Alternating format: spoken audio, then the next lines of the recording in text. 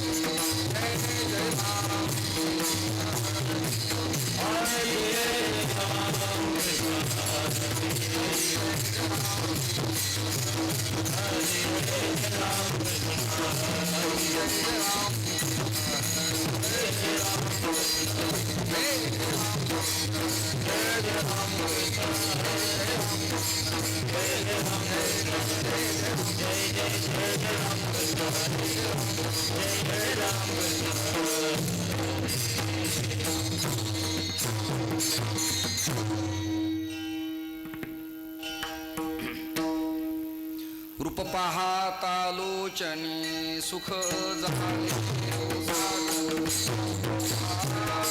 विठ्ठल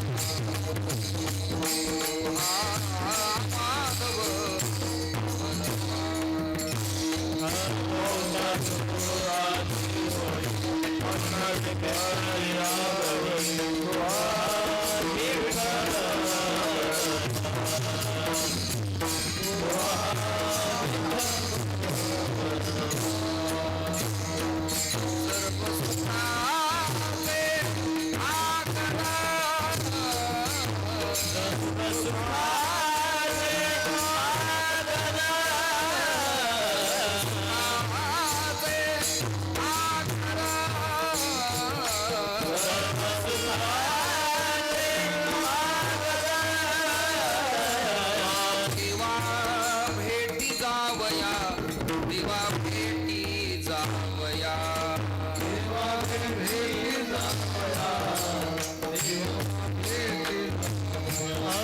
देवा भेटी जावया भेटी जावया तोची एक घ्यावा चित्ते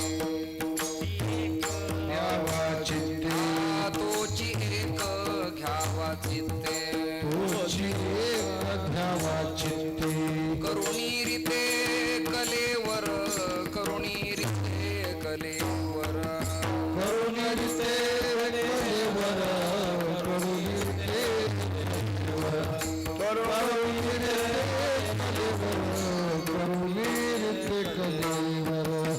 षड उर्मी हृदयात षड उर्मी हृदयात त्यांचा अंत पुरवोणी त्यांचा अंत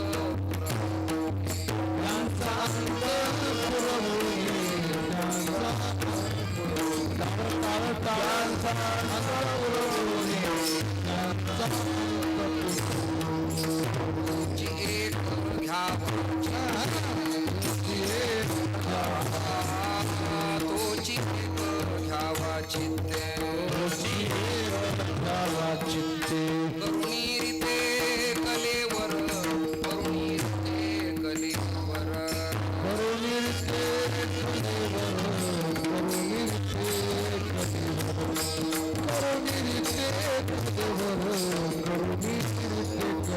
तुका म्हणे खुंटे आस तुका म्हणे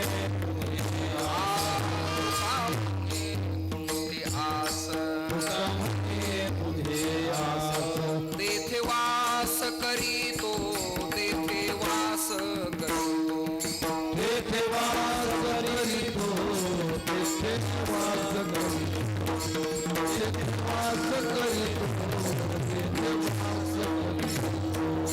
तुझी एक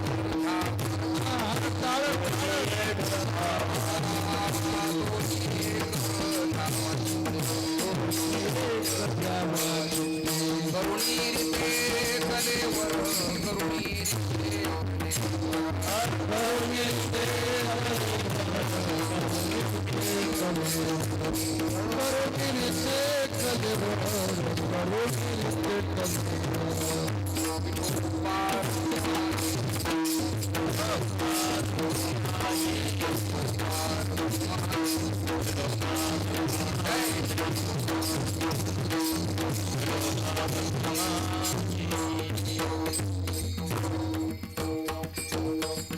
हरिभक्तीपरायण विठ्ठल महाराज शेळके आणि अनंत महाराज काळे.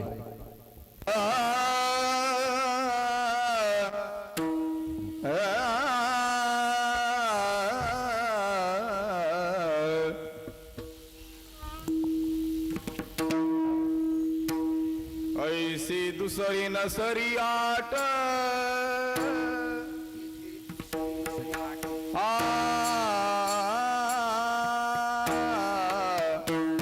इथे दुसरी नसरी आटी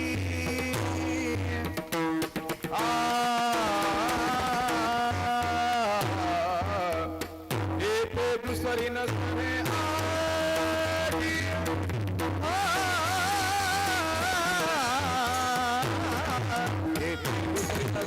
आटी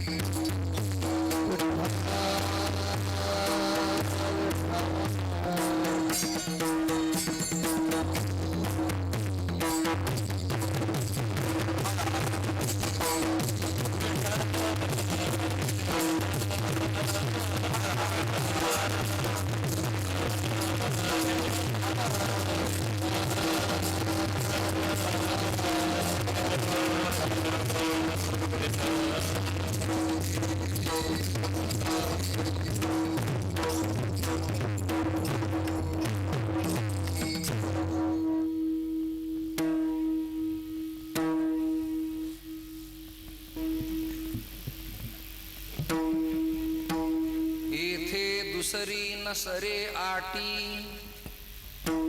देवा भेटी जावया तोची एक घ्यावा चित्ते करुणी रीते कलेवर षड उर्मी हृदयात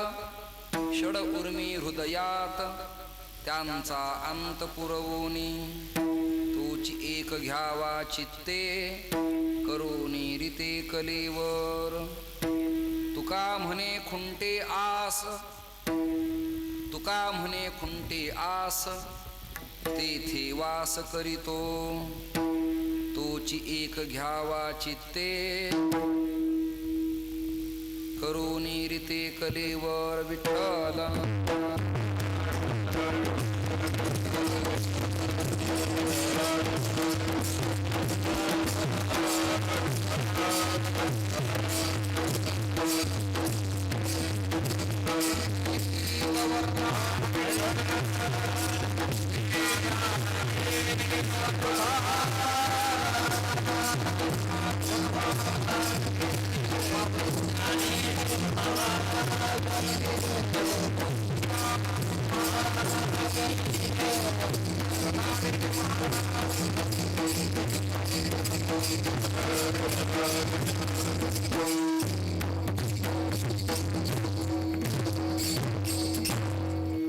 ढोल आहेत ना, हे कमी करा.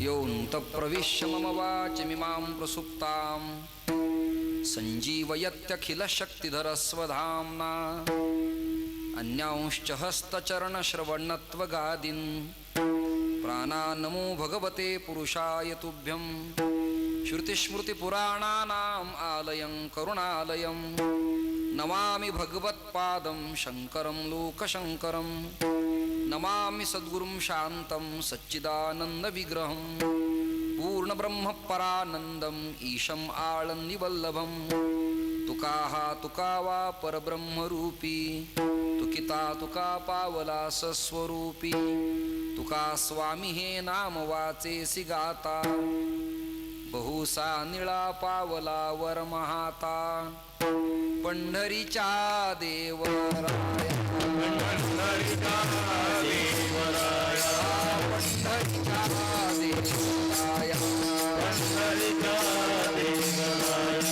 दंडवत तुझे पाया दंडवत तुझे पाया पंढरीच्या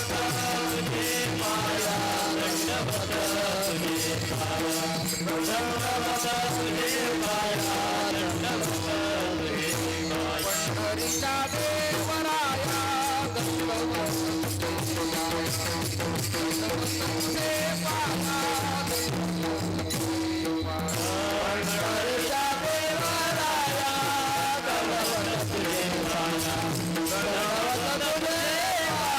दंडवत तुझे पाया मस्तक हे पायावरी या वारकरी संतांच्या संगमनेर या पवित्र आध्यात्मिक सामाजिक राजकीय क्षेत्रात प्रगतिशील असलेल्या स्थानामध्ये जनता नगरात परंपरेनं चालत आलेला हा अखंड हरिनाम सप्ताह आणि या सप्ताहातील कीर्तन सेवा करण्याचा सुयोग मला परमस्नेही हरिभक्तीपरायण श्री बाळकृष्णजी महाराज करप्यांच्या माध्यमातून इथे प्राप्त झाला. आजच्या कीर्तन मंडपात जे जे विद्यमान महापुरुष आहेत त्या सगळ्यांना मी अभिवादन करतो. पखावजात श्री रोहिदास जे आहेत, श्री महाराजांचं नाव मला ठाऊक नाही, राम महाराज आहेत, दत्तात्रय महाराज या ठिकाणी उपस्थित आहेत, करपे महाराज आहेत, नवले महाराज आहेत, ज्याने नुकतीच मला आत्ता संगमनेर तीर्थक्षेत्राच्या जवळ वडगाव पाणच्या नजीक गवळी वस्तीवरती आश्रमाकरिता जागा समर्पित केली. ते श्री गवळी, दिलीपराव सोनसळे, सातपुते, अन्य मंडळी या ठिकाणी राजेंद्रजी उपस्थित आहेत. आत्ता ज्यांच्याशी माझी चर्चा संपन्न झाली ते आनंद गिरिजी या ठिकाणी उपस्थित आहेत, क्षीरसागर गुरुजी बरोबर आहेत. अन्य सगळ्या मंडळीला मी अभिवादन करतो. माता भगिनी, आबालवृद्ध, कीर्तनकार, प्रवचनकार, चित्रकार या सगळ्यांना अभिवादन करतो आणि माझ्या मुख्य विषयाला मी हात घालतो. तेवढा पंखा बंद करा. विठ्ठल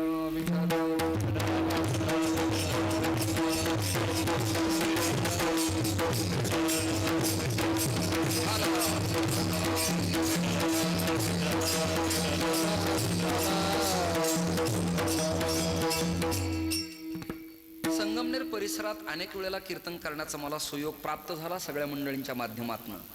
पण संगमनेर शहरातलं माझं हे आजचं पहिलं जीवनातलं पहिलं कीर्तन आहे. अमृतवाहिनीला कीर्तना करता आलो. अण्णा तांगडे महाराजांनी मला कीर्तनाकरिता निमंत्रण दिलं. भोर महाराजांनी मला या ठिकाणी आणलं. नवले महाराजांनी आणलं.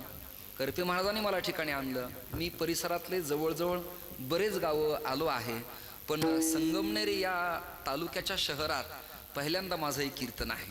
महाराष्ट्रातल्या दिग्गज कीर्तनकारांची कीर्तन आपण आतापर्यंत ऐकली आहेत, पुढे होणार आहेत. या सगळ्या कीर्तनकारात मी वयानं, ज्ञानानं, प्रकृती, स्वास्थ्यानं सगळ्याच गोष्टीनं लहान आहे.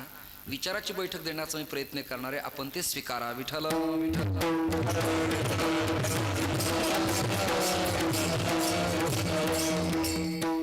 किती चेहरे माझ्या ओळखीचे. संकेत फोटो स्टुडिओवाले सुद्धा या ठिकाणी उपस्थित आहेत. कोणाकोणाला मी धन्यवाद देऊ. स्पीकर अतिशय सुंदर आहे, प्रकाश उत्तम आहे, मंडप चांगला आहे, बैठक चांगली आहे. सप्ताह कमिटीवरती ज्या ज्या कमिट्या आहेत त्या सगळ्याला मी धन्यवाद देतो. अगदी मंडप झाडण्यापासून ते स्वयंपाकापर्यंत आणि कीर्तनकाराच्या निमंत्रणापासून ते टाळकरांच्या सेवेपर्यंत जे जे ज्या ज्या गोष्टीमध्ये इन्व्हाईल आहेत त्या सगळ्याला मी धन्यवाद देतो. माझ्या मुख्य विषयाला मी हात घालतो. भारतीय संस्कृती विविध पैलूंनी नटलेली आहे. भारतीय संस्कृती विविध पैलूंनी नटलेली आहे. कुठे कर्माचा स्वीकार केला तर कुठे ज्ञानाचा स्वीकार केला, तर काही ठिकाणी उपासनेचा स्वीकार आपल्याला सगळ्याला दिसतो. महाराष्ट्रातल्या वारकरी संतांच्या आधी भरत मंडलात महाराष्ट्रात कथा कीर्तन होत नव्हते काय? प्रश्न चिंतनाचा आहे. अभ्यासपूर्ण विषय आपल्यासमोर मांडतोय. आपण जेवढे माझ्याशी रिस्पेक्टिव्ह राहाल तेवढा विचार देण्याचा मी प्रयत्न करणार आहे. महाराष्ट्रात यापूर्वी कथा कीर्तन होत नव्हते काय? होत नसावेत काय? काय महाराष्ट्रातल्या संतांनी तुळशी मालेचा प्रचार केला असं तुम्हाला मला वाटतं ते खरं आहे का? गोपीचंदन तिलक, कपाळावरती बुक्का, खांद्यावरती पताका, मृदंगनाद, टाळांचा किणकिणाट, खांद्यावरती पताका, हे सगळं 13व्या शतकात जन्माला आलं का यापूर्वी महाराष्ट्रात होतं? हा एक चिंतेचा आणि चिंतनाचा विषय. महाराष्ट्रातल्या वारकरी संतांनी तुळशीमाळेचा प्रचार केला म्हणावा तर पेंद्या, वडजा, वाकड्या, मधुमंगल, सुदामा, श्री श्यामा, कन्हैया, गोप गोपी, गोपांगना, गोकुळ, वृंदावन, मथुरा या सगळ्या क्षेत्रात कंठी तुलसी होती. याबद्दल एक मंत्र सांगतो. तुलसी काष्ट संभूते माले कृष्ण जनप्रिये बिभर्यामी त्वामहं कंठे कुरुमाम कृष्ण वल्लभम. ज्या अर्थी तुळसी माला आणि कंठात धारण करणं हे वर्णन येतं त्या अर्थी महाराष्ट्रातल्या संतांच्या आधी पूर्वजांच्या गळ्यात तुळशीच्या माळा होत्या. ही क्रांती तर पूर्वजांनीच केली. बुक्का नवीन आणला म्हणावं तर मध्वाचार्य गोपीचंदन तिलक करत असताना भाल प्रदेशावरती बुक्का भाली लावत असत. म्हणजे बुक्का ही पूर्वीचा आहे, यात तिळमात्र शंका नाही. विना कोणी वाजवलं किंवा मी यात परिपक्व असं म्हणत असेल तर विना हा स्वरयंत्राचा विभाग महर्षी नारदांनी वाजवल्यामुळं जगातले पहिले विणेकरी हे महर्षी नारद आहेत. पखावजाची प्रगती तुम्ही आणि मी केली म्हणावं तर तेही आपलं वेडेपणाचंच लक्षण आहे. कारण जगातला जागतिक लेवलचा जगविख्यात मृदंगाचार्य पहिला इंद्र असताना तुम्ही मी हा पदव्या का लिहाव्यात हा एक चिंतेचाच विषय आहे. शास्त्र चर्चा सनत कुमाराधिकांनी पूर्वी केली. आपण फार ज्ञानी आहोत हे म्हणणं कितपत योग्य आहे याचा विचार तुम्ही आणि मी करावा. टाळ वादक आम्ही आहोत, आम्ही टाळकरी आहेत, आम्ही परंपरेचे आहोत हे जसं छातीवर हात ठेवून आपण काही म्हणत आहोत हे सुद्धा वेडेपणाचंच लक्षण आहे. कारण जगातला पहिला टाळकरी आहे प्रल्हाद स्थालधारी चोद्धवगती उद्धवा. जगातला पहिला टाळ वादक स्थाल वादक आहे, कांस्यधारी वादक आहे, करताल वादक आहे प्रल्हाद. पताकाचा प्रचार जर वारकऱ्यांनी केला म्हणावा तर 2500 वर्षापूर्वी शंकराचार्यांनी धर्मस्थापना आणि धर्मपीठाच्या संरक्षणाकरिता धर्मदंड, त्रिदंड, वैष्णवदंड, धर्मध्वज, धर्मकीतू आपल्या खांद्यावरती धरून आसितो हिमालयापर्यंत धर्मप्रचाराची केंद्र निर्माण केली आणि जगत कल्याणाकरता अध्यात्मविद्येचा आणि अद्वैत तत्वज्ञानाचा सिद्धांत सगळ्या जगाला दिला आणि अटकेबाज भगवा आपल्या खांद्यावरती धरून संपूर्ण विश्वात फडकवला. तर वैष्णवानी पताक्याचं नेमकं काय केलं? मी समीक्षा करतोय, चिंतन करतोय, मी संप्रदायातला पाईक आहे, प्रचारक आहे, मी विरोधात चिंतन करत नाही. समीक्षा करा, अभ्यास करा, स्टडी करा. काय केलं आपल्या लोकांनी? कीर्तन केली म्हणावी तर कीर्तन पूर्वी होती.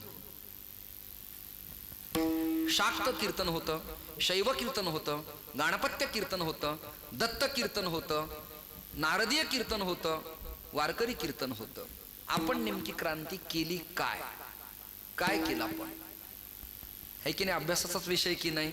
स्वतंत्र विद्यापीठाच्या पातळीला एका PhDचा वाहवा व्हावा आणि ते विषय समीक्षेकरता समोर अभ्यासाला यावेत असा मी एक समीक्षेच्या दृष्टिकोनातून विषय आपल्यासमोर मांडायचा प्रयत्न करतो आहे.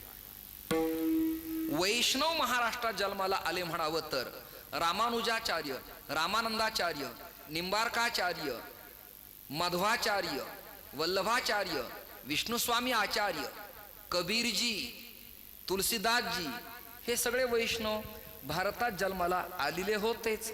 महाराष्ट्रातल्या संतांची क्रांती काय? आपण अत्यंत महत्वाच्या विषयाला हात घातलाय. स्वयंपाक करणाऱ्या पुरीला लग्न झाल्यावर चुलीवरती भाकरी टाकायचा योग यावा आणि तिला निखाऱ्यात भाकरी भाजताना चटका बसावा असा नवीन विषय निवडल्यानंतर बुद्धिरूपी स्त्रीला अध्यात्मविद्येचा स्वयंपाक करताना चटका बसण्याची शक्यता नाकारता येत नाही. विठ्ठल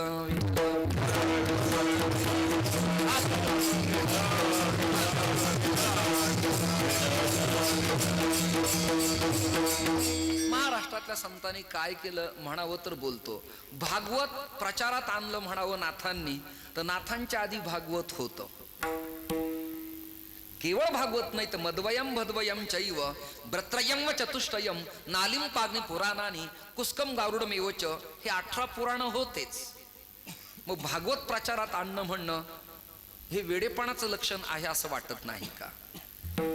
गीतेवरती भाष्य लिहिलं म्हणावं तर आद्य वैष्णवाचार्य, वल्लभ विष्णू स्वामी, निंबार्क मध्व आणि भगवत पूज्यपाद शंकराचार्य व्यासादिकांनी सुद्धा गीतेवरती भाष्य केलेलं आहेच. महाराष्ट्रातल्या संतांनी क्रांती काय केली? आता ऐका क्रांतीचे महाराष्ट्रातल्या संतांचे अत्यंत महत्वाचे मुद्दे आणि विचार. पूर्वी गीता होती पण ती कोंदणात होती. वाक्य ऐकत राहा, मी सांगत राहील. पूर्वी गीता भाष्य होतं पण भाषेचं, वर्णाचं, जातीचं त्याला बंधन होतं. नीट ऐका. वैष्णव होते पण कांदा आणि लसूण, आडवगंध आणि उभगंध यातच ते अडकलेले होते. नीट ऐकत राहा. कथा कीर्तन होते पण ते काही ठराविक लोकांनाच उमगत असत, कळत असत. सर्वसमावेशकपणा आणि बहुजन कुळगोत्राच्या आत्मकल्याणाकरिता त्याचा प्रचार होताच असं म्हणता येणार नाही. एक तत्वज्ञान होतं पण गिरवाण भारतीमध्ये असल्यामुळं जनसामान्यांच्या हृदयाला ते परतत्व स्पर्श करत नव्हतं. याकरिता 13व्या शतकात क्रांती झाली. ये मराठीचे नगरी ब्रह्मविद्येचा सुकाळू करी ही क्रांती त्यांनी केल्यामुळं श्रेय जात ज्ञानदेवे रचिला पाया उभारिले देवालया. बहिणाबाई या कलशावरती फडकणाऱ्या पताकेच्या स्वरूपात जगतामध्ये दैदिप्यमान अशा प्रकारची दिसायला लागली.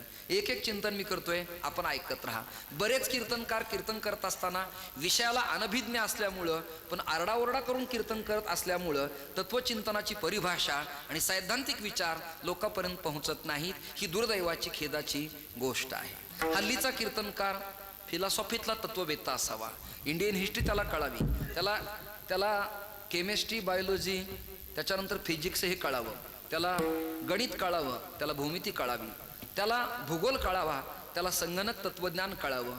कीर्तनकार स्वरात असावा, कीर्तनकार तालात असावा, कीर्तनकार आचारात असावा, कीर्तनकार विचारात असावा, कीर्तनकार उच्चारात असावा आणि या यादीत जो असावा तोच पुढच्या वर्षी कीर्तनाकरता इथे असावा. हा आपल्या चरणी माझा अट्टहास आहे. आपण मनपूर्वक ऐका. वाणी अभद्र असेल, आचार विचाराची बैठक नसेल तर केवळ कीर्तन करत असून जर वांत्या येण्यासारखं बोलणं असेल तर ते वमन न श्रवण केलेलं बरं असं मला स्वतःला वाटतं. माऊलींचं म्हणणं असे, मितुले आणि रसाळ, साच आणि मवाळ, शब्द जैसे कल्लोळ, अमृताचे ही संतांना अभिप्रेत असलेली परिभाषा आहे. कळलं का? ब्रह्मरसाचं परगुण, ब्रह्मसहोदर स्वाद, प्रस्थानत्रयाचं तत्वचिंतन, जागतिक तत्व महाराष्ट्रातल्या संतांनी ओवी अभंग वृत्तात एकरूप करून जगाच्या कल्याणाकरता देशिकार लेणं नगर जिल्ह्यातल्या प्रवरेच्या तीरावरती, कळलं का, महालय तीर्थक्षेत्रात मोहिनराजांच्या चरण सानिध्यात निवृत्तीनाथांच्या कृपेनं ज्ञानोबरायांच्या करवी केल्यामुळं महाराष्ट्रातलं नगर जिल्हा आणि नेवासा तालुका ही भारतीय तत्वज्ञानाचं माहेरघर विद्यापीठ आहे असं माझं स्वतःचं आर्टिकल आहे, चिंतन आहे. आपण ही गोष्ट ऐकत राहा, श्रवण करा. नगर या जिल्ह्यानं महाराष्ट्राला बरंच काही दिलंय. एकतेचा संदेश देणारी साईनाथ इथेच, स्त्रियांना वेदाचा अधिकार देणाऱ्या सती गोदावरी माता उपासनी महाराज साकुरीला या जिल्ह्यामध्ये, कळलं का, सर्व समाजाला धर्माला एकत्रित घेऊन योग प्रक्रिया शिकवणारे जंगलीदास महाराज याच मातीत जन्माला आले. ताहराबाद तीर्थक्षेत्र महिपतींचं याच मातीत जन्माला आलं आणि महाराष्ट्रातल्या प्रस्थानत्रयाचं मराठी तत्वज्ञान याच प्रवरेच्या तीरावरती नगर जिल्ह्याच्या कुशीत जन्माला आलं. हा जिल्हा तत्वानं, चिंतनानं, साहित्यानं, लालित्यानं, समाजकारणानं, राजकारणानं, लेखनशैलीनं, कविवार्यानं, संपादकीय कामानं, लेखणीनं आणि पत्रकारितेनं समृद्ध आणि संपन्न अशा प्रकारचा जिल्हा आहे. अध्यात्मापासून ते समाजकारणापर्यंत सगळीच कामं या जिल्ह्यानं स्वच्छ, स्पष्ट आणि पवित्र उदात्त हितून केल्यामुळं सगळं श्रेय जातं या जिल्ह्याला. राजकीय उलाढाल होत असताना सुद्धा महाराष्ट्राचं लक्ष वेधणारा एकमेव जिल्हा आहे, त्याचं नाव आहे हा नगर जिल्हा. आणि त्यात पुन्हा इथे त्रिवेणी संगमी, नाना तीर्थभ्रमी, पण चित्त नाही नामी तरी ते व्यर्थ. हा संगम सोहळा तर आगळा वेगळा अशा प्रकारचा आहे. बरेच कीर्तनकार कीर्तनात, मी कोणाबद्दल बोलत नाही, टीका तर मुळीच करत नाही, फक्त मी वास्तव चिंतन मांडतोय, नीट ऐकत राहा. बरेच कीर्तनकार महाराष्ट्रातल्या वारकरी संतांचं दारिद्र्य कीर्तनात सांगतात. ही गोष्ट ऐकल्यावर मला 2 दिवस झोप येत नाही. क्षमा मागतो हृदयापासून. माझ्या आसव कंठसद्गत इथून बाहेर पडण्याच्या विचारात आहेत. ही भावना व्यक्त करून घ्या तुम्ही. महाराष्ट्रातले सगळे संत श्रीमंत आहेत, पूजनीय महाराज, पण कीर्तनकारानं या संतांचं दारिद्र्यच अधिक प्रमाणात मांडलं आणि वास्तवात श्रीमंती झाकली असा माझा वैयक्तिक आरोप आहे. महाराष्ट्रातले सगळे संत श्रीमंत संत आहेत. मी तुम्हाला यादी देतो. ज्ञानोबारायांचे पूर्वज त्रिंबकपंत, विठ्ठलपंत, गोविंदपंत, हरिहरपंत, श्रीधरपंत या 7 पिढ्यांचा विचार केला तर बीड जिल्ह्याचं हे घराणं प्रांताधिकारी होतं. ज्या घराण्याकडं प्रांतपण आहे, ज्या घराण्याकडं सांपतिक उलाढाल जिल्ह्याची आहे, ते घराणं त्या काळात दुर्भिक्ष आणि गरीब असेल काय याबद्दल तुम्ही अभ्यास करा. या काळात तलाठी जरा आज अब्जाधीश आहे, त्याचा शहरातही एक फ्लॅट आहे, गावाकडे शेती आहे आणि मुलंही एज्युकेटेड हाय एज्युकेशनचे आहेत. या काळात त्या तलाट्याचे, तर त्या काळात प्रांत असलेलं कुलकर्ण्यांचं घराणं श्रीमंत असेल का नसेल याचं चिंतन तुम्ही तुमचं करा. सावता महाराजांची शेती सिंचन प्रकल्प नसताना, पाणी प्रकल्प नसताना, पाणी आडवा पाणी जिरवा नसताना, जलाशयाचा साठा नसताना, तळ्याची बांधणी नसताना, पाण्यासाठी भांडण नसताना सुद्धा अरण नावाच्या गावात सावता महाराजांची शेती 100% बागायती होती. याचं भान कीर्तनकाराला आणि ऐकणाराला असावं ही आपल्या चरणी विनंती आहे. नरहरी सोनाराच्या ऐरणीवरती 100 नंबरी 24 कॅरेटचं सोनं गरम होऊन पिवळं चुटक पडत होतं. याचं भान कीर्तनकाराला ऐकणाराला असावं ही आपल्या चरणी माझी प्रार्थना आहे. समर्थ आणि तुकोबारायांच्या बाबतीत महाराष्ट्राचा राजा ज्यांच्या चरणावरती प्राण समर्पण करत होता ते संत गरीब असतील काय, हा एक चिंतेचाच विषय. शांतीब्रह्म संत एकनाथ महाराज जेवल्यानंतर थुंकायची पिकदानी 4.5 किलो सोन्याची जाड होती. याचं भान सदस्याला आणि कार्यकर्त्यांना असावं ही आपल्या चरणी प्रार्थना आहे. नाथाची थुंकायची पिकदानी 4.5 किलो सोन्याची जाड होती. याचं भान 5 ग्रामची अंगठी घालणाऱ्याला असावं ही त्यांच्या चरणी माझी प्रार्थना आहे. हा उपसर्ग आहे. रण म्हणजे मैदान. अरण नावाच्या गावी शांती सुखाचा मळा फुलल्यावर, ज्ञान वैराग्याचं पीक फुलल्यावरती भगवान पंढरीश परमात्मा पंढरपूर सोडून कृषी अधिकारी पद भूषवित सर्वेक्षण करण्याकरता गेला होता. याचं भान ठेवा की महाराष्ट्रातले संत किती श्रीमंत होते. कदाचित त्या काळात तुकोबाराला असं वाटलं असतं की छत्रपती शिवराया, मला तुम्हाला एक विनंती करायची. भांडारा, गोराडा, भामचंद्र 3 डोंगर आहेत. जायला रस्ता जरा काट्याकुपाट्यांचा आहे, एकेरी रस्ता पाय घसरतात. जरा सुंदर रस्ता करा आणि 18 mm जाड सोन्याचा पत्रा त्याला मढवा आणि नक्षी त्याच्यावरती काढा. तर छत्रपतींनी महाराष्ट्र ज्यांच्या पायावरती समर्पित केलाय त्या राजानं तुकोबारांच्या चरणावरती सोनच काय पण टनानं अब्जानं खरं बारब संपत्ती समर्पित केली होती. पण भीक मागणाऱ्या अवलादीतले तुकाराम महाराज नव्हते, याचं भान असल्याच्या लोकांना असावं पाहिजे. मी जरा दिंडी काढली, सप्त्याची एवढी पावती फाडा म्हणजे मला बरं वाटतं. हे दारिद्र्य त्या काळात संताला आलेलं नव्हतं. भिक्षापात्र अवलंबणे, झळोजीने लाजीरवाणे, हे सगळे प्रमाण फक्त म्हणायचेत का अंमलात आणायचेत हा एक चिंतेचा आणि चिंतनाचा विषय आहे. किंवा हात पसरी जेणे धिक्क द्याचे हे फक्त म्हणायचेच का हे लक्षात धरा तुम्ही. चला मी समीक्षा करतोय एक एक कीर्तनकारांची. शंकराचार्यांच्या कालावधीमध्ये सुधन्वा नावाचा राजा भारताला संतांच्या करवी राजा देण्यात आला आणि मग बिघडलेल्या राज्यसत्तेवरती धर्मसत्तेचा अंकुश असण्याकरता आचार्यांनी सुधन्वा नावाच्या राजाला देशाचा राजा बनवलं. ही ताकद जर संतांच्या मध्ये आहे तर दारिद्र्य ही शब्दांची वल्गणा का करावी हा एक चिंतेचा विषय आहे.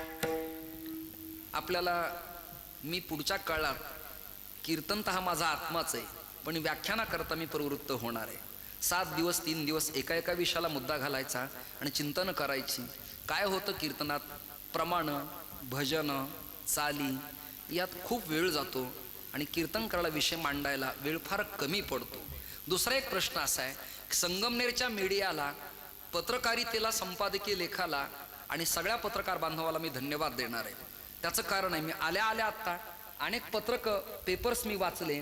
त्यात अग्रगण्य पेपर युवा वार्ता मी पाहिला. त्यांनी फ्रंटशिपला सगळ्या पानावरती आणि सगळ्या पत्रकारांनी या वार्ता उत्तम तऱ्हेच्या नोंदविल्या. त्यांना मी धन्यवाद देतो. आपण धर्माचं, कर्माचं, समाज बांधवांच्या विचाराचं, उत्कर्षाचं उत्थान व्हावं याकरिता काम करत आहात. असाच उत्कर्ष आपल्या लेखणीद्वारे व्हावा आणि वारकरी संतांचे विचार लोकांपर्यंत पोहोचावेत ही आपल्याला सगळ्याला विनंती. पुढे एक मुद्दा महत्वाचा आहे. UP MP मध्य प्रदेशातल्या भागवतकार, रामकथा प्रवक्ते, कीर्तनकार, तिथले लोक हे सगळे आज मीडियाच्या पटलावरती आहेत.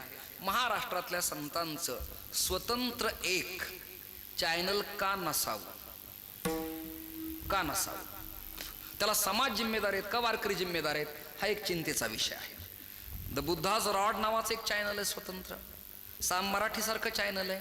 बरं, लँग्वेज प्रॉब्लेम म्हणावा, भाषेचा प्रॉब्लेम म्हणावा, हिंदी भाषिक आज आपल्यात येत आहेत. आपण हिंदी पिक्चर्स ऐकतो, सिरियल ऐकतो, हिंदी कथा कीर्तन आपल्याला कसे कळत नाहीत. ही देशव्यापी भाषा आहे, राष्ट्रभाषा आहे, मराठी मातृभाषा आहे. कीर्तन करायला हल्ली बंगाली भाषा यायला पाहिजे, कीर्तन करायला आत्ता जर्मन भाषा यायला पाहिजे, कीर्तन करायला आत्ता आंग्ल भाषा इंग्रजी यायला पाहिजे, हिंदी त्याला उत्तम तऱ्हेची यायला पाहिजे, संस्कृतचा तो जाणकार असला पाहिजे, संगणकात तो परिपक्व असला पाहिजे, तरच समाज त्याला स्वीकारतो. अन्यथा आता घरी बसलेलं बरं. स्वर विठाल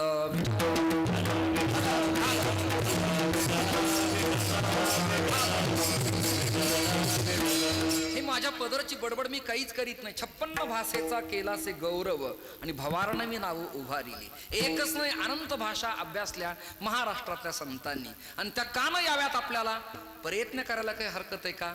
आजचा अभंग जगद्गुरु तुकोबारायांचा. अभंग निर्माण होण्याच्या पाठीमागं ऐतिहासिक पार्श्वभूमी काय असावी, संशोधनाच्या पाठीमागं आपण लागूया. मी डायरेक्ट अभंगात प्रवेश करणार नाही. कदाचित इतिहासाच्या समीक्षेमध्ये आपला वेळ संपेल असं भय मला वाटतं, पण तिथपर्यंत गेल्याविना मला पर्याय नाही. काय असतं? आधी मनोगत, संदर्भ, सूची, व्याकरण, स्पष्टीकरण हा आहे व्याकरणाचा नियम. वृत्त आहे अभंग, कर्ते आहेत तुकाराम महाराज. हा अभंग जीवनात गाथेमध्ये प्रविष्ट झाला कसा, लिहिला का, कारण काय घडलं असावं, ऐका या संबंधानं समीक्षा. अनेक विद्वानांच्या मुखातून तुम्ही ऐकलंय, फक्त मी प्रयत्न करतो, मी फार ज्ञानी नाही, मी फक्त प्रयत्न करतो आहे. नीट ऐकत राहा. घराणं मूळ सातारा जिल्ह्यातल्या जावलीच, कुळी मोर्यांचे आडनाव आंबिले, या घराण्याचे मूळ पूर्वज विश्वंभर बाबा, विश्वाचं भरण पोषण करण्याचं सामर्थ्य ज्यांच्या अंगी परिपूर्ण आहे त्यांना म्हणावं विश्वंभर. धर्मपत्नीचं नाव अमाई. त्या दोघांना 2 पुत्र झाले. एकाचं नाव ठेवलं हरी आणि दुसऱ्याचं नाव ठेवलं मुकुंदा. असं म्हणतात कटावच्या प्रांतात सातारा जिल्ह्यात कृष्णेच्या काठावरती कुणी राजा होता, पण तो राजा संशोधनात मला आतापर्यंत सापडलेला नाही. पण महाभारतात नोंद अशी आहे, कालोवा कालनम राज्ञा राजा वा काल कारणम इति ते संशयो माभूत राजा कालस्य कारणम. श्लोकाचा अर्थ असा आहे, देशातील किंवा राष्ट्रातील होणाऱ्या घडामोडीला जिम्मेदार राजाच असतो. म्हणून आजही त्या मंत्र्यांना त्या खात्यात जर कदाचित काही निर्माण झालं तर त्या पदाचा राजीनामा द्यावा लागतो. राजा कालस्य कारणम. षष्टी तत्पुरुष आहे. राजाच देशातील परिस्थितीचा जिम्मेदार असतो. त्या काळात कोण राजा होता हे मला ठाऊक नाही, पण अण्णा राजा होता. उजने करपे महाराज राजा होता यात मात्र शंका नाही. तो राजा, त्यात काही मराठी मुलं आता सैन्यात भरती व्हायला लागली. मराठी शब्दाचा अर्थ केवळ धर्मानं कुळानं त्या जातीत जन्माला आली असं नाही. महाराष्ट्रात जे मराठी भाषिक आहेत त्या कुळातली मुलं सैन्यात भरती व्हायला लागली. दोन्ही संतांचं वचन तेच आहे, ये मराठीचे नगरी. ज्ञानोबारांची कल्पना आहे. मराठाती तुका मेळवावा समर्थांची कल्पना आहे. सगळ्यांच्या कल्पना उदात्त आहेत, व्यापक आहेत, चिरस्थिर आहेत, अखंड आहेत, अव्याहत आहेत, निरंतर आहेत, जगत कल्याणाच्या आहेत. या सगळ्या गोष्टीची समीक्षा आपल्याला करावी लागणार आहे. मुद्दा नीट ऐका. कृष्णेच्या काठावरती राजाच्या दरबारात 2 मुलं विश्वंभर बाबानं आपल्या हातानं सैन्यात भरती केली. तुम्ही सगळे ऐकताय ना मंडळ? सैन्यात 2 मुलं भरती केली. तसं तर या घराण्यात दारिद्र्य अजिबात नव्हतं, संपत्ती नव्हती असं नव्हतं, ऐश्वर्य नव्हतं असं नव्हतं. 12 गावची महाजन की ज्या घराण्यात संपन्न आहे ते घराणं पगारासाठी, नोकरीसाठी, तनखा मिळण्यासाठी, रोज रोटी व्यवहारासाठी मुलं सैन्यात पाठवतील असं मला वाटत नाहीच. मग मुलं का पाठवली त्याचं उत्तर आहे, देव देश आणि धर्मापायी प्राण घेतलं हाती. हे काम महाराष्ट्रातल्या संताला करायचं होतं. ते शूर होते, धीर होते, वीर होते, झुंजार ते एक विष्णुदास जगी. 2 मुलं सैन्यात भरती करण्यात आली. महाराष्ट्रातले सगळे संत योद्धे होते.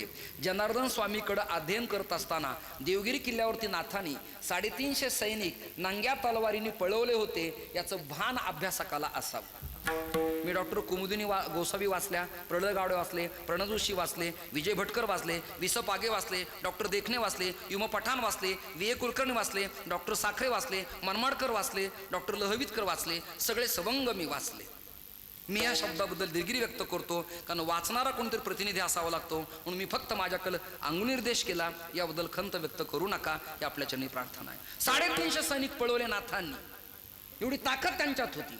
किंबहुना त्रिंबकपंत बीड जिल्ह्याचे प्रांताधिकारी असताना बीड जिल्ह्याच्या मांजरसुंब्याच्या घाटामध्ये कपिलधारा तीर्थाजवळ 450 सैनिकाचा पाडावा या घराण्याने केल्याचा इतिहास सध्या समीक्षकात अभ्यासायला मिळतो. तुम्ही जरा शंकरराव चतुरकर, लरा पांगरकर, महिपती वाचा, म्हणजे तुमच्या गोष्ट लक्षात येईल. काय झाले हल्ली वाचकाचा आणि अभ्यासकाचा अभाव आहे. विठाल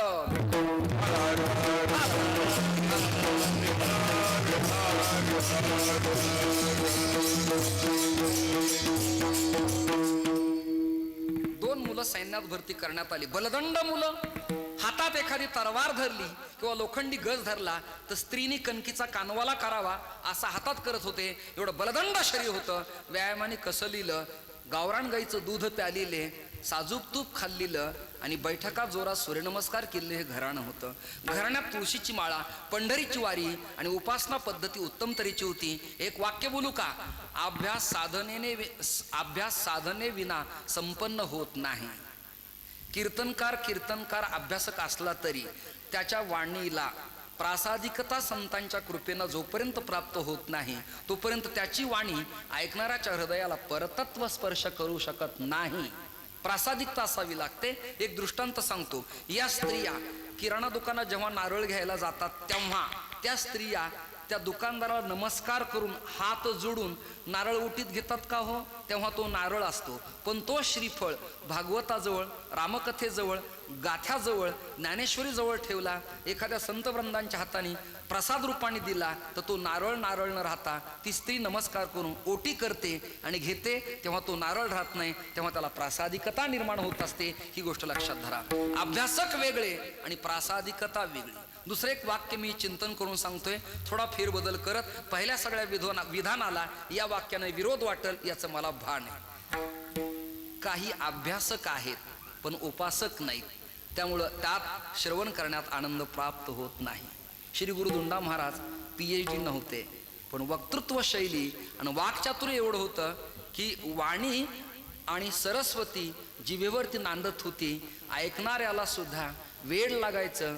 बृहस्पतीच्या वडिलाला सुद्धा वाटायचं की महाराजांच्या पाठाला येऊन बसावं. हे काय नेमकं विठ्ठल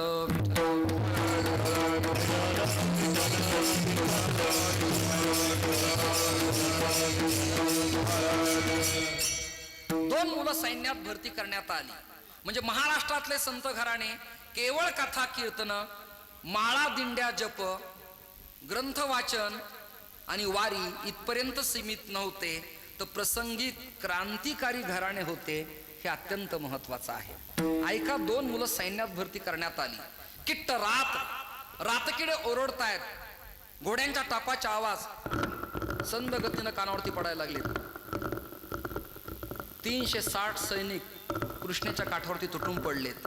रात्रीचा प्रहर आहे.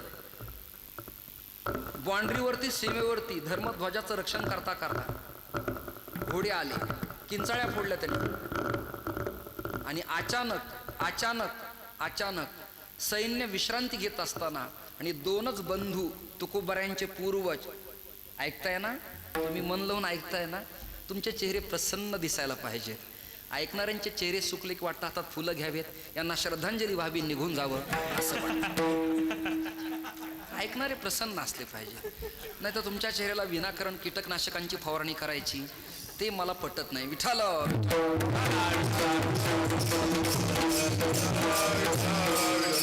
कीर्तनातले चेहरे सुतक पडल्यासारखे नसावे, प्रफुल्लित, टवटवीत. आता पुढे काय, अजून पुढे काय, त्यांच्या डोळ्यांना त्यांच्या भावना चेहऱ्यावरती व्यक्त होत असतात. कीर्तनकाराचं प्रमाणपत्र म्हणजे ऐकणाऱ्यांचा चेहरा. तुम्ही जेवढे रिस्पेक्टिव्ह राहाल तेवढं मला बरं वाटेल. तुमचे चेहरे सुकायला लागले, मला असं वाटतं श्रद्धांजली व्हावी आणि निघून जावं. असं होऊ नये याकरिता आपण प्रसन्न मुद्रेने बसावं ही आपल्याच्याने प्रार्थना आहे. काय असतं, गरमतय भयंकर, पावसाचं दुर्भिक्ष आहे. आणि मग अशा प्रसंगाला भरपूर जेवण करून माणूस येतो. कीर्तनात वाऱ्याची झुळूक लागती, छानपैकी डुलकी लागती. म्हणजे गोळ्यानं घेता झोप येणारं एकच ठिकाण आहे, त्याचं नाव कीर्तन. काहींच्या कीर्तनात एवढा आरडाओरडा असतो की ते कीर्तन होऊ शकत नाही. विठ्ठल विठ्ठल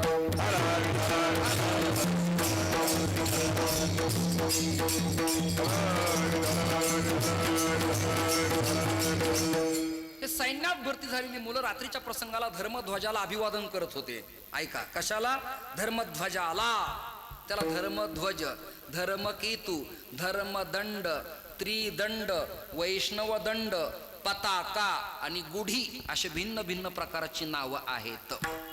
माझे जीवीची आवडी पंढरपुरानेही न गुढी. बर, पातकांचा नाश करते म्हणून तिला म्हणावं पताका. तिचा रंग भगवाच का? पत्रकार सर ऐका व्याख्या त्याची. भगवा रंग का? एलिमेंटरी इंटरमिजिएट ETD फाउंडेशनचा रंगसंगतीचा विचार आपण केला तर भयरहित, गर्वरहित आणि वासनारहित हा त्रिवेणी संगम ज्याच्यात होतो त्याला म्हणावं भगवा. आणि वारकरी संतांनी तो भगवा स्वीकारला. कळलं का? आणि खांद्यावरती धरून संरक्षण करत असताना 350 सैनिक परधर्मीय तुटून पडले. धर्मध्वजाला छेदणार तेवढ्यात हे दोन मुलं पुढे सरसावले आणि एकच त्यांनी रणगर्जना केली. तुम्ही सगळ्यांनी माझ्यावरती गर्जना करायची, स्त्री पुरुषाधिकानी सगळ्यांनी गर्जना करायची. सगळ्यांनी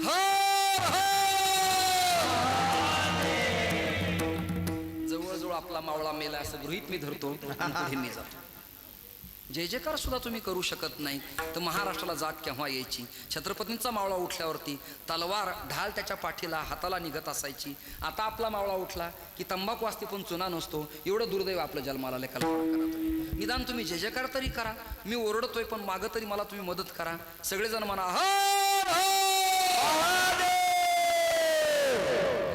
ज्यांच्याकडे स्पीकर आहे तेच बिचारे म्हणाले खालचे निवांतच आहेत. महादेव हिमालयात आहे, हे इकडं संगमनेरला आहेत. अजून दोघांचं नातं काही जुळत नाही. जय जयकार झाला, रोमांच अंगावरती उठले आणि मग वीरश्री जन्माला आली. कीर्तन करायला समय सूचकता कळावी लागते. तानाजी मालुसऱ्यांनी यशवंती नावाची घोरपड हातात धरली, इतिहास पहा, आणि तिला सांगितलं, यशवंती तुम्ही दोघं सावध पाहिजे. रिदम मला अपेक्षित त्या प्रसंगाला. रिदम, यशवंती. Correct, correct. ही समय सूचकता आहे. या सुनील महाराज. विठ्ठल विठ्ठल.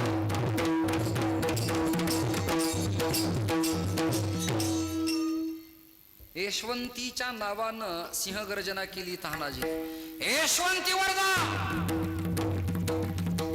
खाली आले तर खांडोळकर. यशवंती वरदा, यशवंती. वीरश्री जन्माला अंगावर शहारे उमटले आणि ती सरपटणारी घोरपड वर चढू लागली, नाख्या खोवू लागली. आणि ते जर म्हणाले असते ना, यशवंत वर जातेस का ग, हे फार यशस्वी वाटलं नसतं. ऐकणारे मला प्रतिसाद देत नाही, ते ठराविक चेहरे सोडले तर. विठ्ठल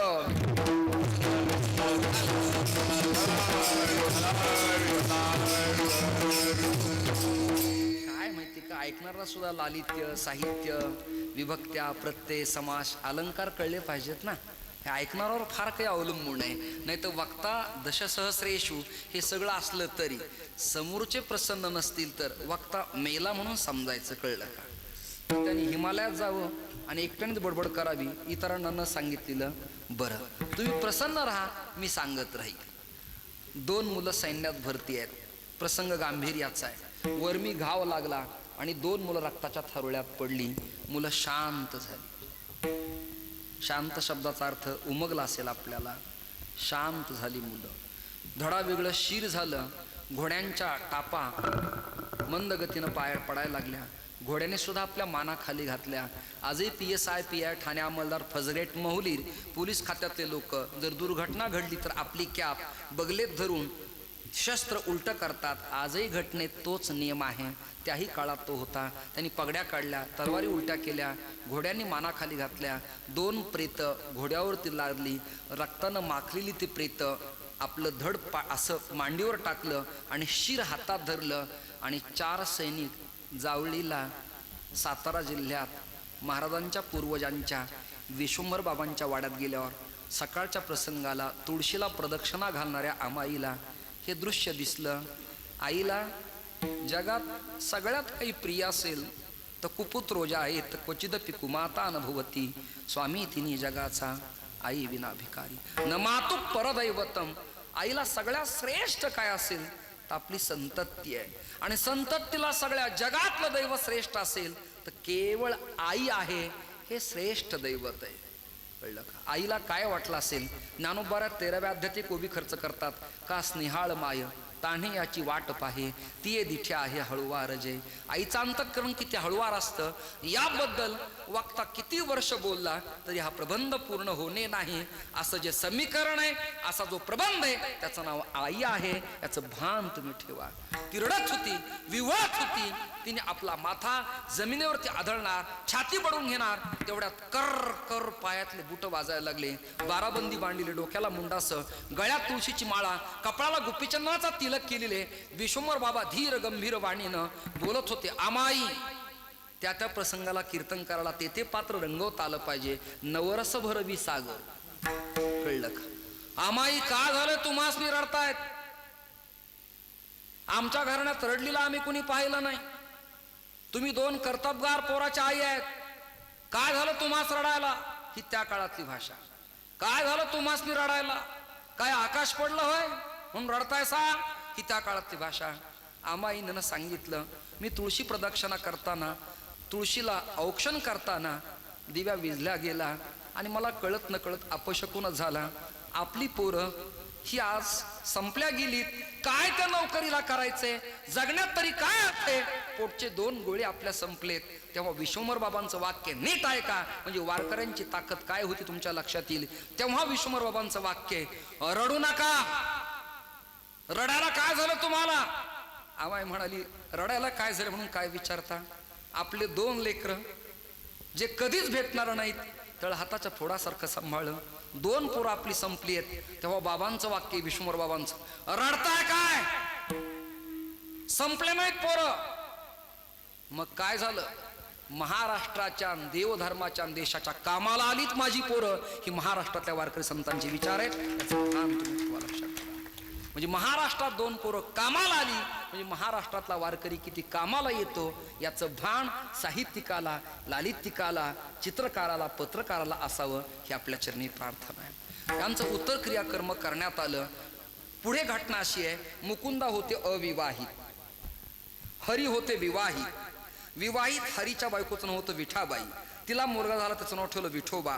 विठोबाला पदाजी, पदाजीला शंकर, शंकरला कान्हैया, कान्हैयाला बोलोबा, नंतर सावजी, सावजी नंतर तुकोबबाराय आणि 3ऱ्या क्रमांकाचे कान्होबबाराय. हा 8 पिढ्यांचा इतिहास तुमच्या समोर मी समीक्षा करत मांडलाय. आता प्रवेश घेऊया आपण अभंगामध्ये. मग उत्तर क्रियाकर्म सावजींचं तुकोबबारायने केलं. ते तीर्थयात्रेला गेले, परत आलेतच नाहीत. का नाही आले त्याचं कारण आहे. हिमवंत दोष खाय, हिमालयातल्या अलकनंदेच्या पाण्याचा प्रवाह, तिथलं क्लायमेट, कदाचित वातावरण, सर्दीचं इन्फेक्शन झालं असावं आणि सावजीने तिकडे देह ठेवला. ही वार्ता महाराष्ट्रात पोहोचली. तीर्थयात्रा करणाऱ्या लोकांच्या करवी. षट्कर्णो भिद्यते मंत्रः, चतुष्कर्णो स्थिरो भवेत्, द्विकर्णस्य मंत्रस्य ब्रह्माप्यंतम न गच्छति. मुलं संपली, ही वार्ता पसरली. न्यायशास्त्रात 2 वार्ता आहेत, तैलबिंदुवत आणि जलबिंदुवत. वार्ता पसरली. आता काय करायचं? तुकोबबाराय आणि त्र्यंबकेश्वरचे क्षेत्रोपाध्याय काय ब्राह्मण आहेत त्यांचं नाव माझ्या लक्षात नाही, कृपया विधानाबद्दल क्षमा मागतो. त्यांच्याकडे जाऊन त्र्यंबकला कुशावर्तीच्या तीर्थक्षेत्रावरती भावाचं उत्तर क्रियाकर्म तर्पण केलं आणि मग महाराजांचं लग्न रुक्मिणी आईबाई साहेबांच्या बरोबर झालं. त्या राहिल्या गरोदर. गर्भातल्याच बालकाला जो विकार झाला तोच विकार आईला होता, श्वासाचा, दम्याचा विकार. गर्भातल्या बालकाला तोच विकार झाला. विठ्ठल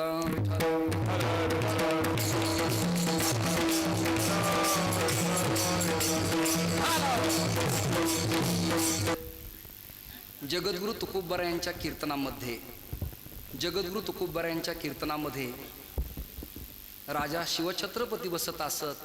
त्यात इतिहासाची पुनरावृत्ती आज झाल्याचा भास मला स्वतःला होतो आहे. याबद्दल मी सगळा धन्यवाद.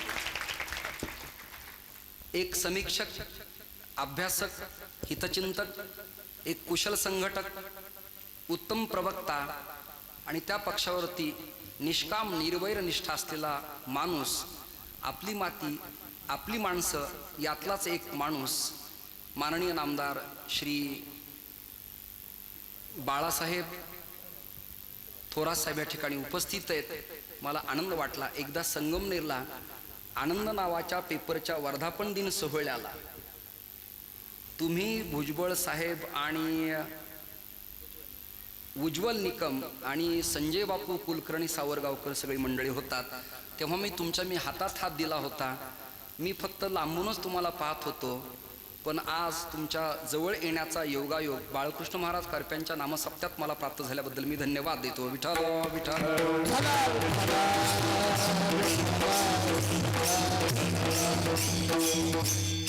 जगद्गुरु तुकोबरायांचं दुसरं लग्न पुण्यातील आप्पाजी गुळवे नावाचे श्रीमंत सावकार. जरा चिंतन आपण करूया.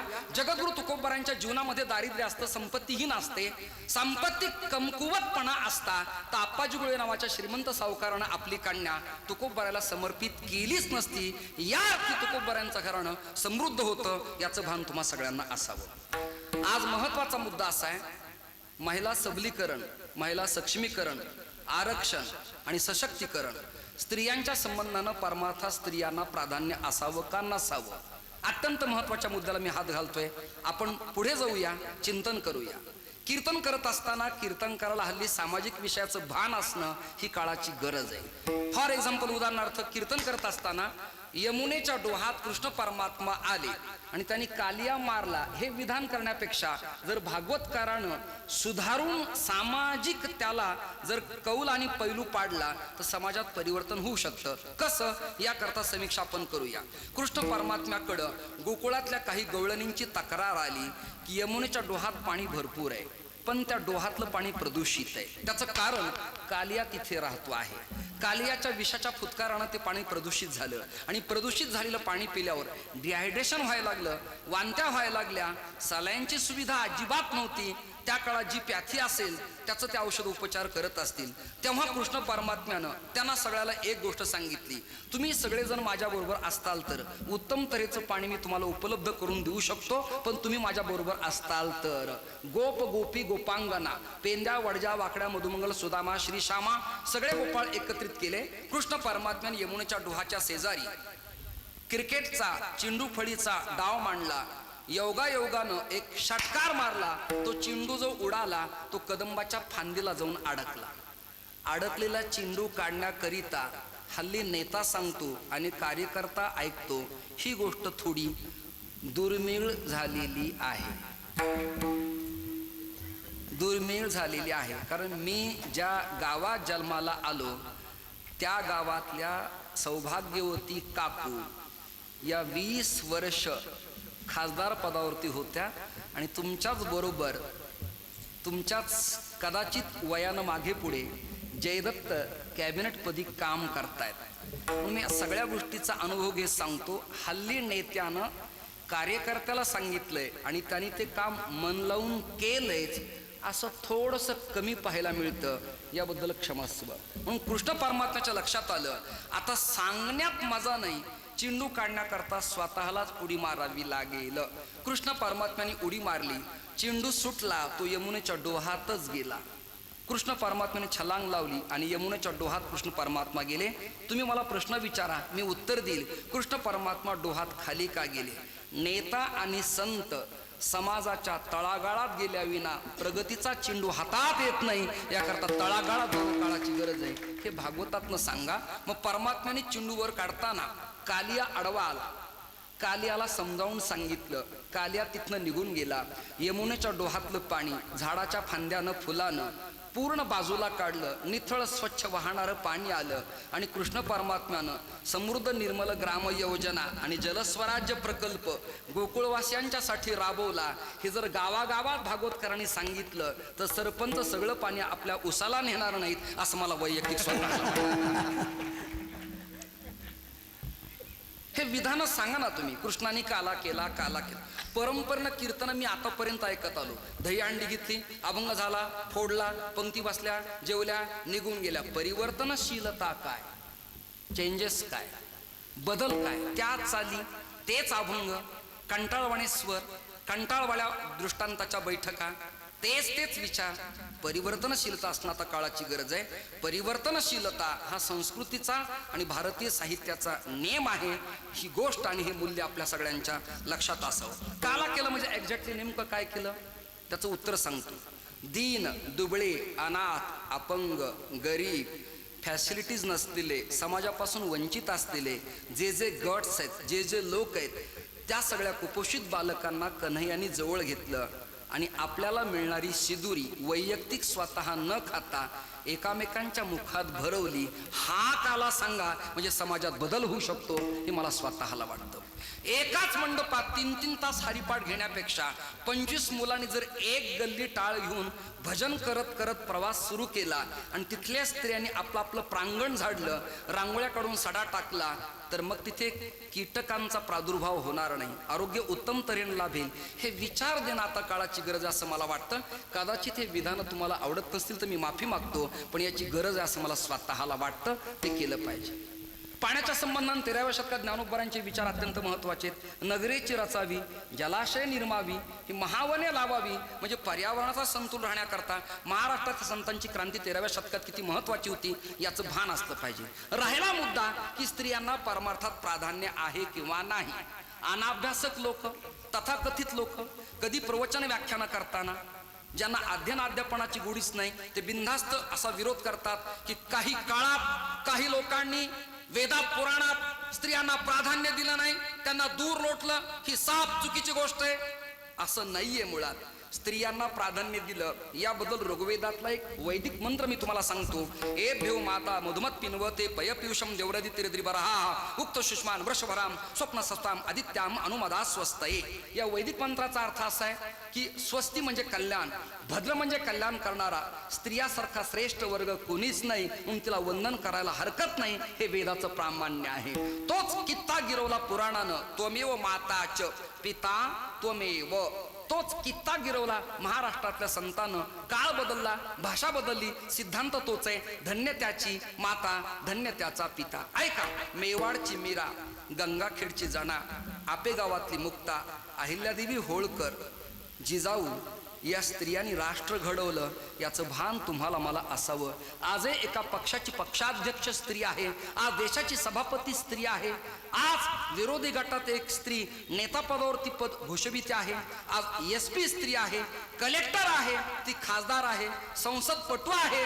जर ती आज उत्तम भागवत करते आहे, उत्तम रामकथा करते, चॅनलला ती गाजत आहे, लोक तिचा विचार स्वीकारतात. एक वृंदावनात जन्माला येणारी ऋतुंभरा नावाची स्त्री वात्सल्यधाम करती आणि दीन दुबळ्या मुलांना सांभाळती आणि भ्रूणहत्या करू नका म्हणती. यापेक्षा सामाजिक विचार स्त्रियाने अजून काय द्यावेत आणि आपण का न स्वीकारावेत हा एक चिंतेचा विषय आहे. नारी नारी मत कर यार, नारी रतन की खान, जिस नारी से पैदा हुए शुक भीष्म हनुमान. एवढी ताकद त्यांच्या असताना स्त्रियांना प्राधान्य नाही काय? त्याचं उत्तर आहे, यारे यारे लहान थोर याती भलत्या, नारी नर करावं विचार, नलगे चिंता कवडनाची. या अर्थी तुकाराम महाराज या अभंगात चिंतन करताना लिहितात, आवडीने विचारलं, आवडीने. श्लेष अलंकार ऐका, आवडीने विचारलं का हो, मला परमार्थात येता येईल का?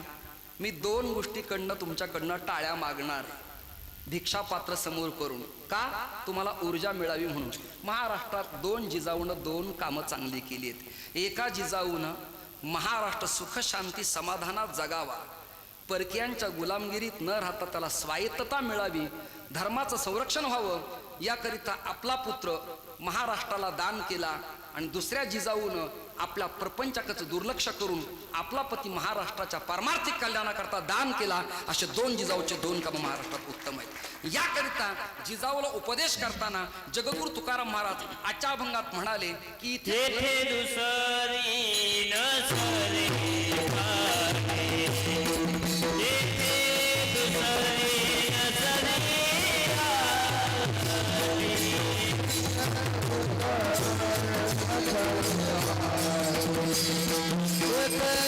दुसरी नसरे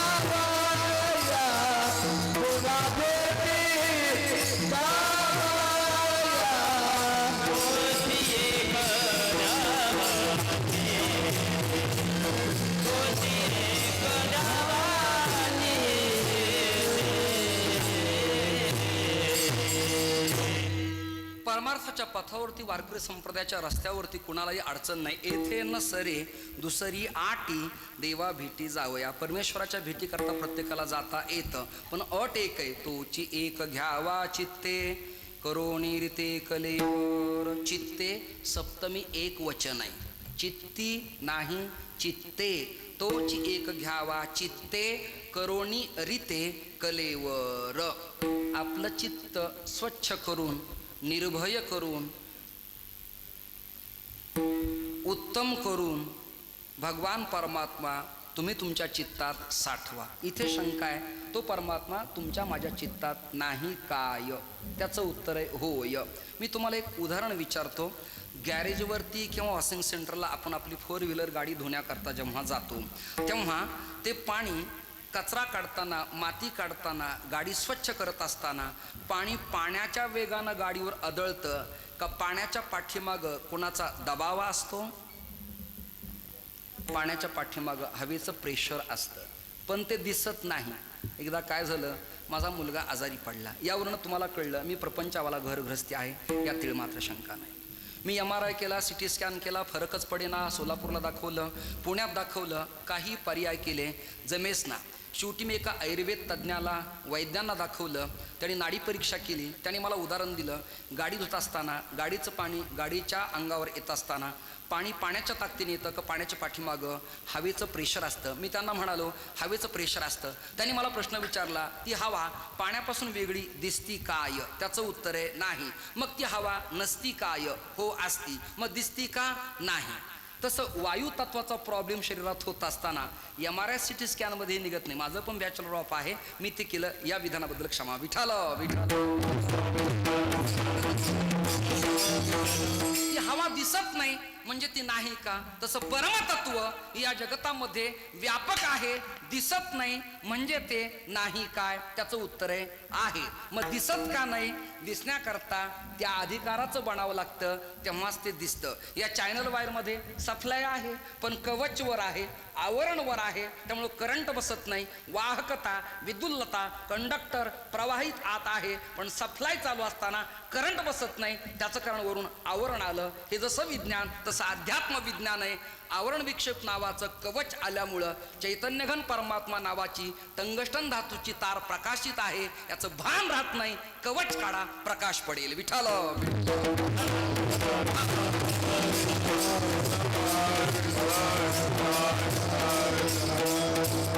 मच्चित्ता मदगत प्राणा बोधयंत परस्परम. सगळ्यांच्या प्रमाण पाठातले चित्ती तुझे पाय डोळारू तुझे पाय डोळारू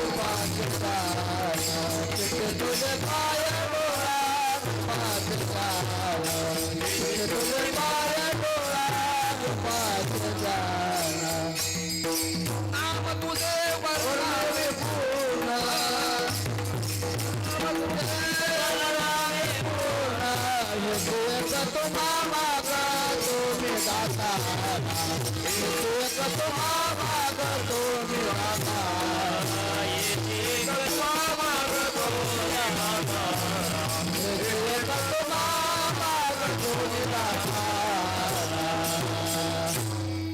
तुम्हाला मला स्मरण करायचे त्या परमात्म्याच्या पदकमलाचं. परमात्म्याच्या गुणाचं वर्णन करत असताना, तटस्थ लक्षाचं वर्णन करत असताना शास्त्र सांगतात, संत सांगतात, आचार्य सांगतात समचरण दृष्टी. समदृष्टी आहे, समचरण आहेत. पांडुरंगाच्या चरण समका. त्याचं सरळ उत्तर आहे परमात्म्याच्या पथावरती, पंथावरती, मार्गावरती संप्रदायाच्या उपास्य देवतेचा विचार केला तर विषमतेचा बाध आणि समतेचा उदय असणारे हे चरण सम अशा प्रकारचे आहेत. आणि तो परमात्मा तुम्ही तुमच्या चित्तात एकाग्र चित्तानं साठवा, आठवा, त्याचं चिंतन करा. तत्कथनम तत्प्रबोधनम. मग तल्लीनता, तद्रुपता, तन्मयता, तदाकारता या नारद भक्ती सूत्राप्रमाणे त्याला जर तुम्ही आठवलं तर तो विकसित होत असतो. याचं भान ठेवावं. तोची एक घ्यावा चित्ते करोणी रिते कलेवर. कलेवर शरीर, रित रिकाम. कसं करावं? काम क्रोध केले घर रे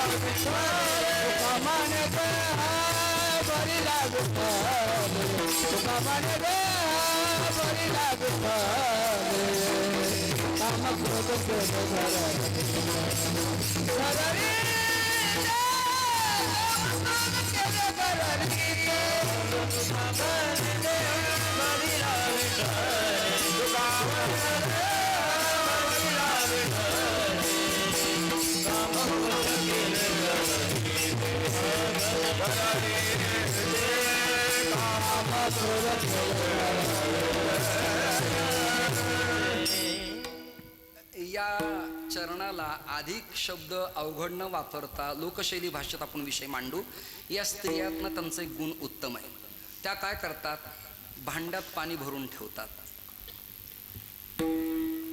रात्री भांडे रिकामे करतात, स्वच्छ करतात, भांडे पालथे घालतात, भांड्यातलं पाणी निथळून जातं आणि त्या स्त्रिया पुन्हा नवं पाणी त्या भांड्यात भरतात. हा गुण फक्त देव आपला करणारांनी घ्यावं. करुणी रीते कलेवर भरिला ओलांडोनी रीता करी घट.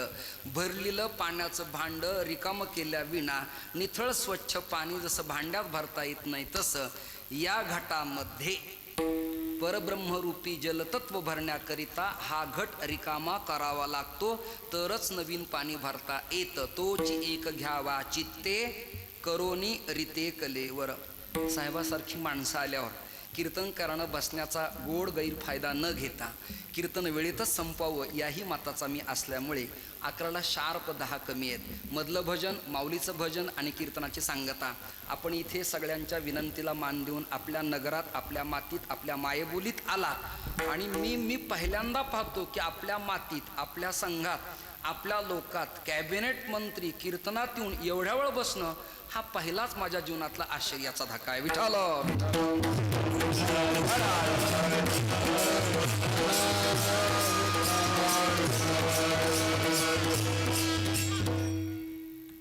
करुणी रीते कलेवर षड उर्मी हृदयात त्यांचा अंत पुरवणी. कीर्तन करणं नको त्या समाजात विद्वत्तेचा अधिक दिवा पाजळू नये. चातुर्मासात कीर्तन आहे, पंढरीत कीर्तन आहे, विद्वानांची सभा आहे, शंकराचार्य बसलेत, आचार्य मंडलेश्वर आहेत, नैयायिक आहेत, वेदांतातले जाणकार आहेत, न्यायघटित वेदांत कळतो, सत्पथ त्यांना सत्ख्याती असत्ख्याती ब्रह्मचैतन्य कुटस्थ चैतन्य कळतं. तिथं तत्त्वज्ञान सांगावं. ज्यांना काही कळत नाही त्यांना सांगण्यात मजा नाही. एका व्यक्तीला मी म्हणालो, सर माझ्या कीर्तनात तू येशील का? त्यांनी सांगावं मला काही अडचण आहे. तो म्हणाला, महाराज माझा जो दुचाकी वहन, त्याचा गतिमान होणारा वर्तुळाकार चक्र, त्यामध्ये हवा संग्रहित करणारा रबरी भाग, त्याला महिवरील पाषाणाने स्पर्श केल्या कारणास्तव तो हवा नावाचा प्रकार महदाकाशामध्ये व्यापक झाला. करिता मी कीर्तनास पंक्चर म्हणणं किती सोपी गोष्ट आहे. ज्ञानेश्वर महाराजाला, तुकाराम महाराजाला ब्रह्मसूत्र, उपनिषद, गीता संस्कृतमध्ये लिहिता आली नसती का? आली असती, पण कालपरत्वे लोकांची सगळी मनोकामना पाहून त्यांनी तत्वचिंतन लिहिलं. याचं भान वाक्याला असावं. याकरिता विद्वत्तेचा दिवा न पाजळता तो थांबवलेला बरा असं मला वाटतं. षड उर्मी हृदयात त्यांचा अंत पुरवणी. उर्मी नेमक्या काय?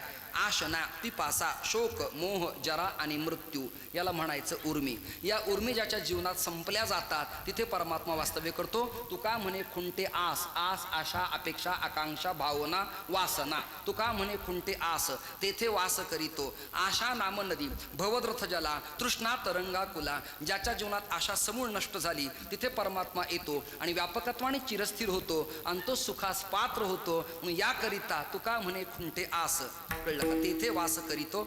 मला या ठिकाणी या नगरामध्ये कीर्तनाकरिता आपण बोलावलं. दुसऱ्याही कीर्तनाचं निमंत्रण मला आपल्या वडिलांच्या पुण्यस्मरणाचं मिळालंय. जानेवारीतल्या त्या तारखा आहेत. मला आनंद गिरीजींनी आणि क्षीरसागरनी भेटून मागवा सांगितले, पण दिलीपराव सोनसळे त्यात होते. त्या संबंधानं मी एक दिवस स्वीकारलाय, तेव्हा मी येणार आहे. आपण सगळे आलात, तुमच्या जवळच मी आलोय. मला गावी शेती आहे, घर आहे, छोटीशी कुटुंब पद्धतीसाठी उपजीविका आहे. पण मला इथे संजय बापूंच्या माध्यमातून इथल्या गवळींनी, सातपुत्यांनी, अनिलरावनी, जया सेठनेनी या सगळ्या लोकांनी मला एक जागा दिली. इथे वडगाव पाणच्या जवळ गवळी वस्ती नावाचं ठिकाण आहे. 5 गुंठे जागा आहे. त्याचं भूमिपूजन दुर्गाताईंच्या हाताने झालं आहे. आपल्या सगळ्यांच्या माध्यमातून एकदा कधीतरी चांगला उत्तम तऱ्हेचं कार्य करून आपल्यास मी निमंत्रण देईल, तेव्हा आपणास येऊन आपण उपकृत करावं ही आपल्या सगळ्यांना प्रार्थना. पत्रकार, कीर्तनकार, प्रवचनकार, गायक, वादक, टाळकरी, फडकरी, नेते, उपनेते, सगळे माता भगिनी, आबालवृद्ध या सगळ्यांना अभिवादन. महाराज मंडळी, संत मंडळी, गानवृंद, वाद्यवृंद, संतवृंद, ब्रह्मवृंद या सगळ्यांना अभिवादन करतो आणि माझ्या कीर्तनाला विराम देतो. कीर्तनकाराला कीर्तनाची समय सुविधा, वेळेचं बंधन कळावं. मधलं भजन स्वर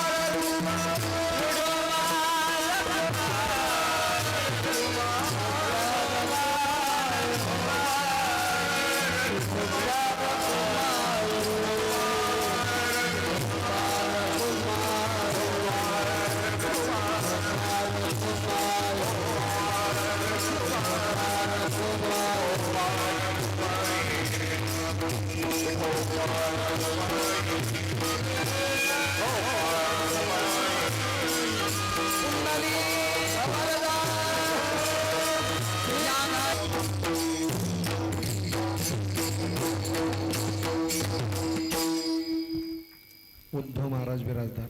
नंतर बोलणार आहेत ना. सर्वेपि सुखिनः सन्तु सन्तु सर्वे निरामयाः सर्वे भद्राणि पश्यन्तु मा कश्चित् दुःखमाप्नुयात्. करविली तैसी केली कटकट वाकडे कानीट देव जाणे तुमच्या पायाच्या प्रसादे. काही बोलिलो विनोदे मज क्षमा करणे संती मज क्षमा करणे संती ही अंगभूत युक्ती. हे कीर्तन आपल्या सगळ्यांच्या चरणी समर्पित करतो आणि माझ्या सेवेला विराम देतो. संप्रदायाच्या नियमाप्रमाणे चिमुकली चाल एकेरी होईल याचं भान आपल्या सगळ्यांना असावं. एकेरी अल्पस्वरा राजू सातपुते आणि उद्धव महाराज बिराजदार. छोटीशी तुका म्हणे खुंटे आ तुका म्हणे